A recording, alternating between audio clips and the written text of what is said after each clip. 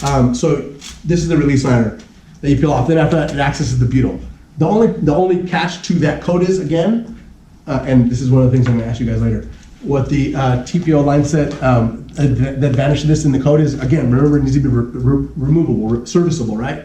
So what we can't do is we can't pull that release liner on and then wrap it around that line set, because what are we doing at that point? We're not meeting the code anymore, right? We're sticking it on, we're not able to remove it and to service that line set. So you can't remove that release liner completely in order to meet code. So what you essentially would do, imagine this is like a 3-foot piece, right? A long 3-foot piece. Imagine I tore a big piece that slides it off and pulled it off, and this is a long piece right now, right? Gotta use your imagination. And so essentially what I'm gonna wanna do is, I'm gonna want to cover the line set like that, right? To where it's covered like you see in the picture. The way I would do that in order to be able to meet the code is every single roll comes with a little score tool in it. In a sense, it's just like a small little knife, but it's just like a little piece of ceramic that scores very lightly. If you just score away 1/2 inch away on the edge of that release liner and peel it off, there's only 1/2 inch exposed, and you roll this around on the line set and stick it on itself, then at that point, nothing is stuck to the insulation. This is wrapped around it, it's UV rated, and if you ever need to service it, take scissors, cut it off. Essentially what you really need to do, if you're servicing a line set, you're probably gonna be servicing at the ends, and when you can disconnect that, you can literally just slip it off. Slip it right back on if you wanted to, but sometimes it's in the middle, so you just cut it off. The cost of this is minimal, so you can cut it off and replace it. So it's not gonna cost the contractor much money to be able to, apply a new piece. You're meeting code, you're saving money, you're saving your contractors money, your homeowners money, and then it looks good, it looks clean. If you guys look at the images on there, you can see, I mean, it looks good, it's white, it looks clean. The homeowners come out, they're gonna be happy with the results that you have when you apply this product. So this comes in a 6-inch or 9-inch roll. So obviously the widths of the line sets make a difference. If there's an 1 or 1/8 line set, it's obviously gonna have bigger insulation as well. So it's gonna be really big. The 6-inch roll is not gonna be enough. You need a 9-inch. 9-inch is probably gonna be the most common because guys are gonna wanna, kind of what you just said, just buy the one that's a little more money, but it's gonna cover the most. And just do that one time, buy once, cry once, I always say. Just buy it once and you don't have to worry about going to the job and saying, dang it, the 6-inch wasn't enough, I need to go buy a roll of 9 now. Just buy the 9 and you're set. Some guys buy both. It's obviously, it's gonna be a preference thing to whoever you work for, or if you guys end up starting your own companies, whatever you guys end up doing. Question. Yeah, go ahead. This silver metal tape that I've seen in my own, it's got silver metal tape wrapped around insulation outside of the condenser. Does that meet code? It's tape wrapped on the condensing unit, No, it's wrapped around the lines from the condenser unit and it's silver metal to tape? the condenser unit. And it's a silver metal tape. Probably not.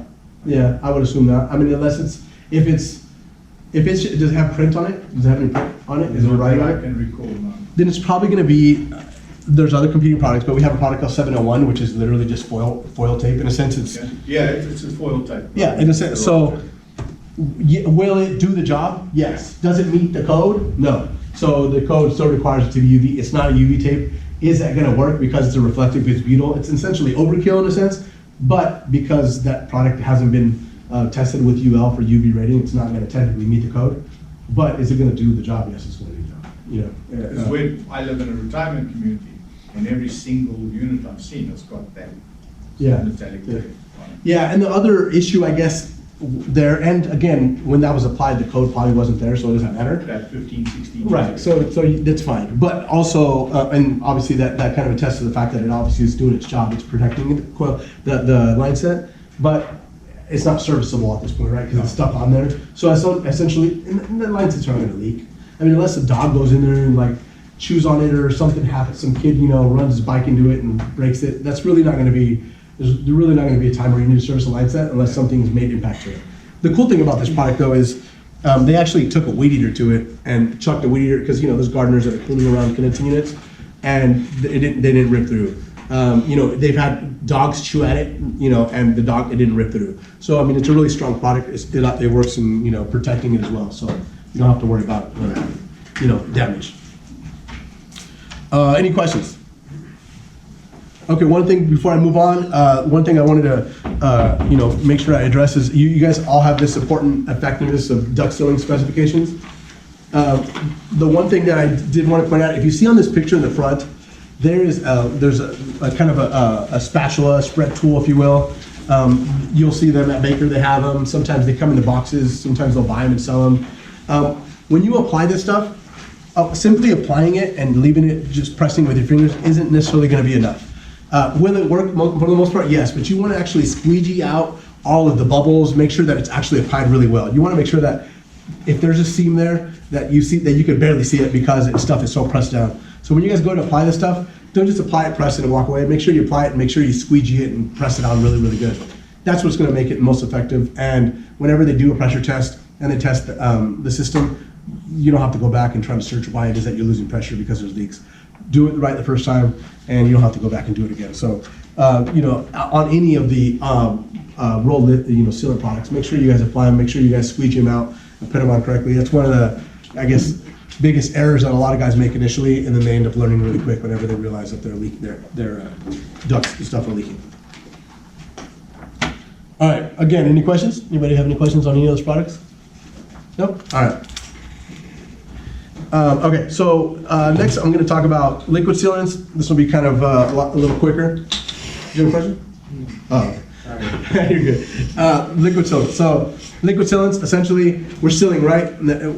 Essentially, we have air leaks. We have air going through ductwork. We got to make sure that ductwork doesn't leak. We got to make sure that those Ys that are connecting your flex duct to another flex duct isn't leaking. You want to make sure that stuff is airtight. Why? Because you want efficiency. If your system is brand new, you put a brand new air conditioning unit on your system, and you put all the bells and whistles, you put everything from UV on it, you put all of it, and then the system is not properly sealed, you're just pissing in the wind. You're essentially not going to be effective, right? Your homeowner's going to be really happy that they spent $10,000, $15,000, $20,000 on this new system, and then you went up there and you didn't properly seal everything. They're going to have air leaks, and they're going to lose pressure, and their cooling's not going to work properly, and you're probably going to get some callbacks. So sealant, it's really important. So there's several products that we have, and there's several products that our competitors have. And essentially what you're going to have is several different colors. There's a gray product, obviously, there's a white product. And essentially in colors, all the difference there is preference. Some guys like to have white because you can see on the metal, there's a transition, right? You got silver metal, then you got white sealant. Guys are going to look at it, okay, it's sealed. Silver, or the gray you can't see it as much at a distance, but it looks cleaner, right? So if you say you guys have been to Chipotle, right? You see Chipotle has exposed ducts. Sometimes what the guys will do is they'll seal it from the inside, or they'll do their best to be able to seal the seams as clean as possible. If they use a white product on a really nice spiral, you're gonna be able to see it. It's gonna look tacky, right? So you want to make, that's where gray would come in. Again, it's all preference. It all depends on what you guys want to do, or whatever it is you're working for wants. You guys have let's see here. Where's that? There's the main catalog here. If you guys open that up, if you open it on the first page, you're going to see, first and second page, you're going to see a bunch of different products. I'm not going to go through all our products and why one product is better than another in a sense, but what I will kind of point out is maybe some of the differences. So you'll see that some of those, for example, I don't want to push this on a kind of a brand thing, but like Iron Grip 601, you'll see, or Versa Grip 181, and you'll see in this catalog. Some of the stuff is water-based and it's fiber-free. Some of the other stuff has fibers. This has fibers in it. What do fibers do? Having fibers in them is essentially going to be able to interlock the sealant a lot better. So it's going to lock. It's going to be able to be more. It's going to be stronger in a sense, right? Some guys prefer non-fibrous. Why? Because it's almost like applying like a paste, like a soft peanut butter, if you will. Really easy, really soft. If you're going and applying, sealant all day long, sometimes you're going to have a preference of, I like this stuff because it's smoother, it's cleaner, it looks good. So fibrous to non-fibrous, there's advantages to obviously having fiber. It's like, a bonding agent, if you will, something that's going to make it stronger. So you're going to notice that some stuff is a fiber, some stuff is not. Again, preference, right? Water-based. The cool thing about being water-based is because it's not going to have the chemicals that's going to be able to smell and create the VOCs that are going to contaminate the air, right? VOCs stands for volatile organic compounds. In a sense, all that is like off-gassing chemicals. If you guys have ever been in a new car, right? You have a new car smell that you love. You drive it home, you enjoy it, you get your windows up. You're poisoning yourself. It's really what you're doing, right? You're breathing off-gassing plastics and carpets and paints. You walk into a brand new house, right? And in that brand new house, what do you smell, right? You smell VOCs. It smells great, right? Because you smell it, you're like, oh man, my house smells new. well, all you're doing is smelling all the sealants, all the paints that are on the cabinets, all that stuff off-gases for a while. If you ever looked at, I'm not sure, I'm not sure if that clock was originally white, but if you look at some of like old smoke detectors, you see that they're yellow. It's not because things have adhered to them, it's because that paint has been off-gassed and therefore into the air, and at that time people were breathing it or whatever the case is, right? So you gotta have ventilation. And that's why Title 24, which we talked about earlier, requires air changes in classrooms. It requires air changes, they want air changes in homes. They recommend people vent their homes. Why? Because they want to be sure they filter that stuff out. So having a water-based product over a solvent-based product is going to prevent some of those VOCs. Is there still VOCs in it? Very light. They have to be, and the reason they have to be is because some of those chemicals prevent molding. And what you don't want is you don't want to buy a bucket, open it, use it one time, close it back up, and then the next time you go use it, there's a bunch of mold in it. Obviously, you're not going to use it anymore; it's wasted, right? So there's got to be a little bit of VOCs. So it'll be a low VOC product, but it won't have, we're trying to put as minimal as possible chemicals to be able to prevent the VOC stuff, right? You'll notice that some stuff is warranty different. You'll see some stuff is 10-year warranty, some stuff is 5-year warranty. The warranties, in a sense, it's going to be more or less for the, it's going to be for the applications in residential, but for the most part, you're not going to see this stuff fail in 5-10 years in a residential.